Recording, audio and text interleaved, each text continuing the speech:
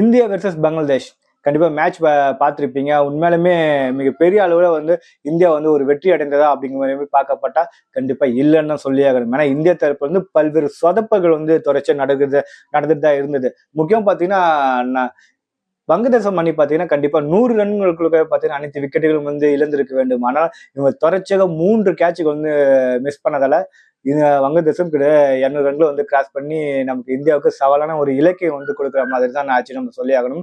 ஏன்னா அந்த அளவுக்கு வந்து ஒரு மட்டமான ஒரு ஃபீல்டிங் தான் இந்தியா தரப்புல இருந்து இருந்தது. பேட்டிங் ஒரு பக்கம் நல்லாவே இருந்தது, ஒரு பக்கம் பார்த்தா பவுலிங் ஷமிலா வேற லெவல்ல தூள் கலப்பியிருந்தாருன்னு சொல்லி ஆகணும். உண்மையில நல்ல ஒரு யூனிட்டை தான் பார்க்கப்பட்டது. அதே நேரத்துல ஃபீல்டிங் குறை பார்த்தீங்கன்னா கண்டிப்பா ஒரு மிகப்பெரிய அளவில் இந்தியாவுக்கு ஒரு மைனஸா தான் இந்த மேட்ச்ல பார்க்கப்படுது நம்ம சொல்லி ஆகணும். ஏன்னு பாத்தீங்கன்னா இந்த தவறுகளை வந்து ஒரு ஆஸ்திரேலியா கிட்டயோ இல்ல பாகிஸ்தான் கிட்டயோ எல்லாம் ஒரு நியூசிலாந்து கிட்ட நம்ம பண்ணா கண்டிப்பா இந்தியாவுக்கு மிகப்பெரிய அளவு பேக் ஃபயர் ஆகிறதுக்கான அனைத்து வாய்ப்புகளுமே இருக்கு. எல்லாம் வங்கதேசம் ஒரு டம்மியான டீம் அப்படிங்கிற ரீதியில பார்க்கும்போது பாத்தீங்கன்னா அவர்களே நம்ம கிட்ட வந்து ஒருத்தன் செஞ்சுரி அடிச்சுட்டு போயிருக்கான், இன்னொருத்தர் வந்து ஹாஃப் செஞ்சுரி போட்டிருக்காங்க, அது மட்டும் இல்லாம 200 ரன்கள் வந்து கிராஸ் பண்ணிட்டு போயிருக்காங்க. இப்படிப்பட்ட சூழ்நிலையில பாத்தீங்கன்னா ஒரு ஆஸ்திரேலியாவோ அப்படி இல்லை நியூசிலாந்தோ இல்ல பாகிஸ்தான் கூட இந்த வாய்ப்பு நம்ம கொடுத்தோம்னா கண்டிப்பா இந்தியா வந்து வெல்லுமா அப்படிங்கிற ரீதியில வந்து மிகப்பெரிய அளவு ஒரு கேள்விக்குறி தான் அந்த இடத்துல வந்து ஆகுது. கண்டிப்பா இந்த மேட்ச் வந்து கில்லோட பேட்டிங் திறமை பார்த்தீங்கன்னா ரொம்பவே நல்லா இருந்தது. அதுக்கப்புறம் வந்து ரோஹித் சர்மா அவருடைய கம்பேக் பார்த்தீங்கன்னா இதுவும் நல்லா இருந்தது. நல்ல 2 பேருமே ஒரு நல்ல ஓப்பனிங் பார்ட்னர்ஷிப் நல்லாவே கொடுத்திருந்தாங்க. அதுக்கப்புறம் விராட் கோலி வழக்கம் போல வந்து சொதப்பிட்டு தான் போயிருக்காரு. வெறும் 22 ரன்கள் தான் அடித்திருந்தாரு.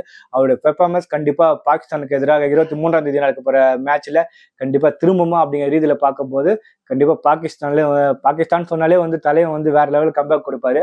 கண்டிப்பா மறுபடியும் இந்த மேட்ச் விராட் கோலிக்கான ஒரு திருப்பு முனையா அமையுமா அப்படிங்கிற ரீதியில ரொம்பவே வந்து எதிர்பார்ப்போட பார்க்கப்படுகிறது.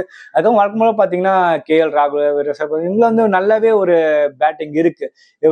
இந்தியாவோட பேட்டிங் யூனிட் நல்லாவே இருக்கு. அக்ஷர் பட்டேல் நல்லாவே பேட்டிங் பண்ணிருக்காரு. அப்புறம் ஆல்ரவுண்டர்லாம் பார்த்தா ஆல்ரவுண்டரும் நல்லாவே பண்ணிட்டு இருக்காங்க.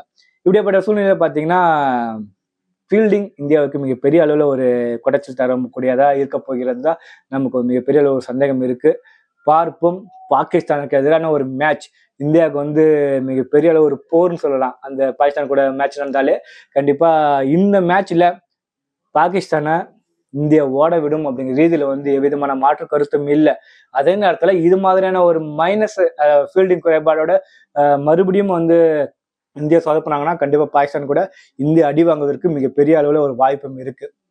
அது மட்டும் இல்லாம விராட் கோலியோட கம்பேக் கண்டிப்பா வந்து இந்தியாவுக்கு ஒரு முக்கிய ஒரு திருப்பு முனையை தான் பார்க்கப்படுகிறது.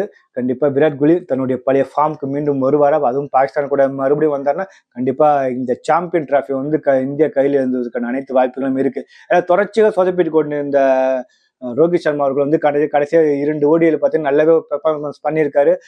ஒரு செஞ்சுரி அடிச்சிருக்காரு. இந்த மேட்ச்ல வந்து ஒரு 42 ரன்கள் அடித்து நல்ல ஒரு ஃபார்முக்கு வந்திருக்காரு.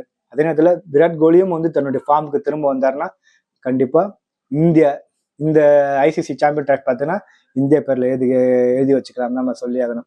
பார்க்கலாம் என்ன மாதிரியான ரிசல்ட் வருதுன்ட்டு. பாகிஸ்தான் மேட்ச் ஞாயிற்றுக்கிழமை நடக்க போகுது. அனைவரும் பாருங்க. கண்டிப்பா ஒரு நல்ல ஒரு ஃபீல் குட் மேட்சாக தான் கண்டிப்பா இது இருக்க போகுது. அது மட்டும் இல்லாம பாகிஸ்தான் மண்ணில் இல்லாம இது வந்து துபாயில நடக்க போறதால இன்னும் நல்லாவே வந்து மேட்ச் விறுவிறுப்பான நடக்கிறதுக்கான வாய்ப்புகள் இருக்கு. நன்றி, வணக்கம் மக்களே.